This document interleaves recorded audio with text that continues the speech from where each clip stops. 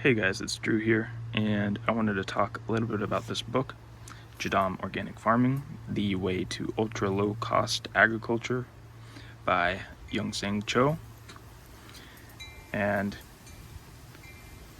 the reason why I was attracted to this author and this book is because I had heard a lot of good things from different homesteaders and YouTubers that really have promoted reading this and implementing the things that are described in this book. I'd like to start off with Young-Sang Cho's father, which is the individual that started the Korean natural farming, the KNF. It's really well known and has been developed for many years now.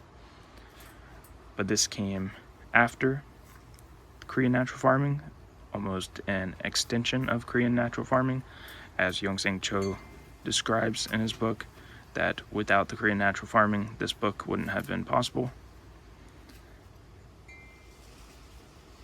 Something that really excited me with the methods in this book that I'd heard about before I even started reading was the use of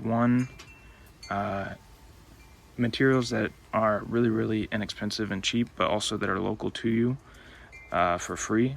And as I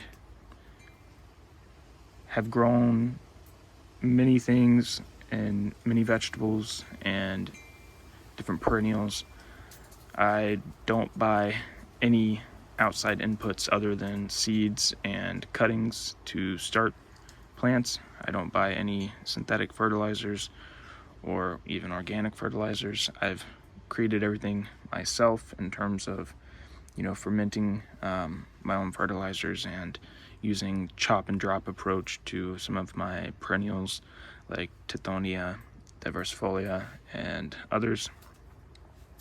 So I knew that I would really agree with what I was going to read in the first place, but it just was really exciting to dive into all the really interesting and effective principles and methods that's described in here. One of those being the use of leaf mold soil, which is mentioned many times. And that is something that in Korea they would collect from the mountains and mountainous areas where it had gathered, years and years of organic material from the decomposition of leaves and other organic matter. In my area of Ocala, Florida, we have very sandy soil, but still in our wild areas, our natural areas, there is a lot of oaks that do, like a lot of really old oaks that for years and years have collected organic material underneath them and do provide a decent amount of leaf mold soil. But one really interesting thing that I sought out while spending a lot of time in the forest was that specifically with oak trees, they have a lot of cavities in them where a branch would have got damaged and fallen off, and then where that branch was connected to the tree would create a cavity. And what happens is that in those cavities, from different animals and different microorganisms, it's like a collection within that tree of organic matter. And sometimes some of the oak trees that I found, I could collect a gallon-sized bag of organic matter from that cavity in the tree. And this also contains tons and tons of microorganisms and different bacteria. I have a microscope and I'm able to identify some and just see the amount of life that's in that organic material. And so that's been really exciting for me. As that is free, that is something that I can use and gather and work with. This is only a part one review to this book, as I still would like to dive into it deeper and go over some of the things that I'm actually using in terms of fermentations and making your own fertilizer. there's different methods that you can use, and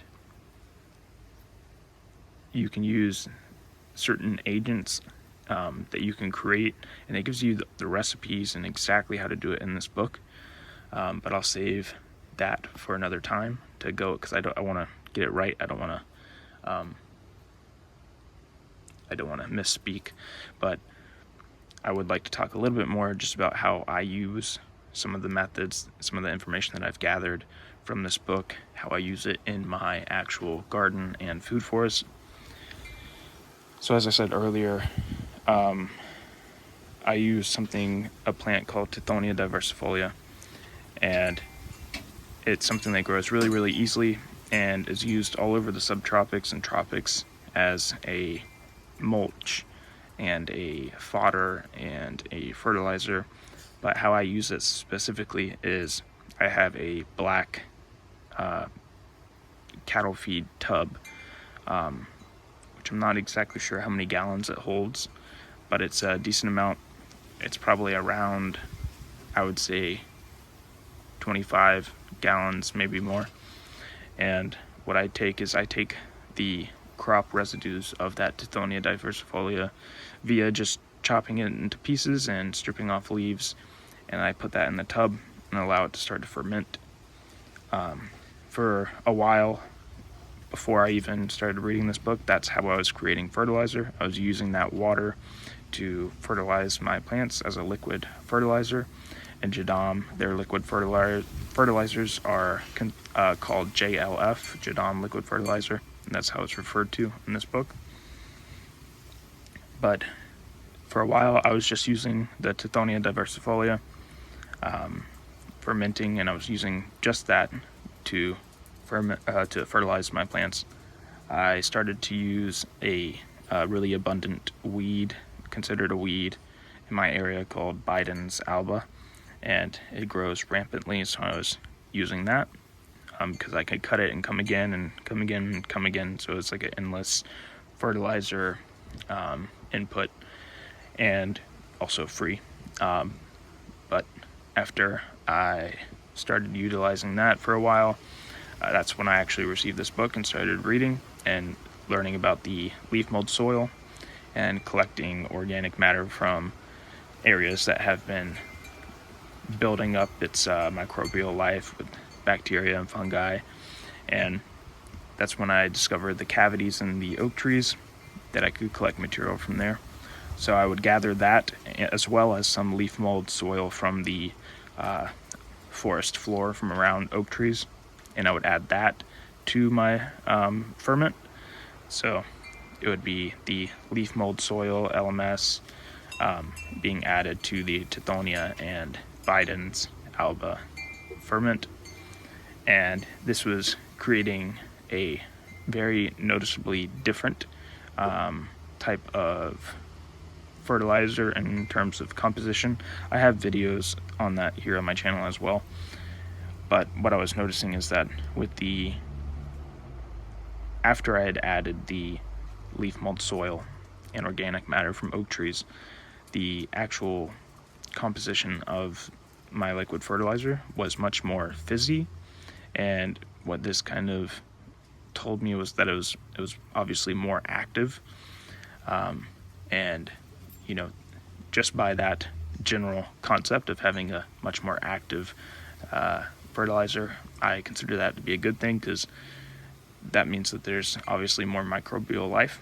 I was also using the leaf mold soil and oak tree organic matter in my actual compost, as well as directly giving it to my papaya trees and different plants worked into the soil. But that's just a little bit on how I've started to implement some things that I've read from this book. This book is a wealth of knowledge that I love. The ultra low cost, like this truly is breaking things down to where it's beyond organic, it's local to you, and then even with, if you're, for example, you're wanting to do things on a large scale, you can do it large scale, but it's even easily implemented for small scale gardeners like me that grow in my backyard. So this is a really exciting read, and I'm excited to dive into this book further, as well as the other book that I have that is predominantly organic pesticide herbicide solutions. So it's a lot of fun learning, and I'm excited to share more with you in the future.